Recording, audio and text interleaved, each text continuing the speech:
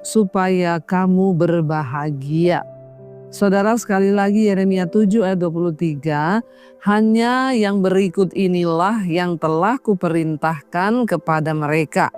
Dengarkanlah suaraku, maka aku akan menjadi Allahmu dan kamu akan menjadi umatku, dan ikutlah seluruh jalan yang kuperintahkan kepadamu supaya kamu berbahagia. Bapak Ibu, firman Tuhan berkata, saudara, Tuhan itu berfirman bahwa yang Tuhan mau ya bagi umat Tuhan, bagi setiap kita hari ini hanya ya tidak berat, saudara.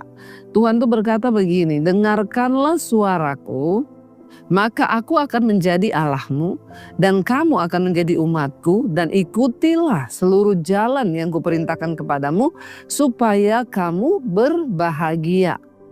Banyak sekali orang, saudara, terlalu jauh berpikir untuk mencari kebahagiaan itu. Sebagian berkata untuk bisa bahagia harus punya uang yang banyak, harus punya aset yang banyak. Sebagian berkata untuk bisa menjadi bahagia itu maka kita harus dapat suami yang penyayang, suami yang kaya. Sebagian berkata bahwa untuk bisa berbahagia itu kita punya begini, begini, dan begitu, dan begitu. Namun ya memang standar kebahagiaan manusia itu berbeda dengan standar kebahagiaannya Tuhan. Ya, Tuhan itu berkata, saudara, kalau kita ingin berbahagia dalam hidup kita, maka dengarkanlah suara Tuhan. Ya, kalau kita mendengarkan suara Tuhan, maka disitulah Tuhan baru bisa menjadi Allah kita.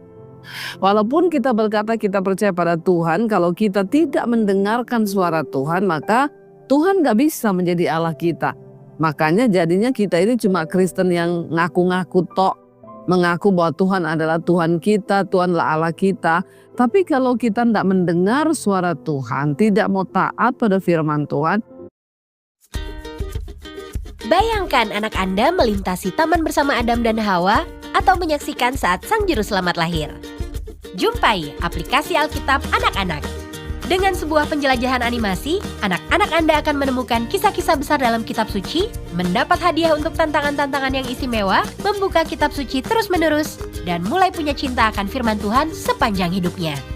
Aplikasi Alkitab Anak-anak. Silakan tekan untuk mengunduh. Gratis.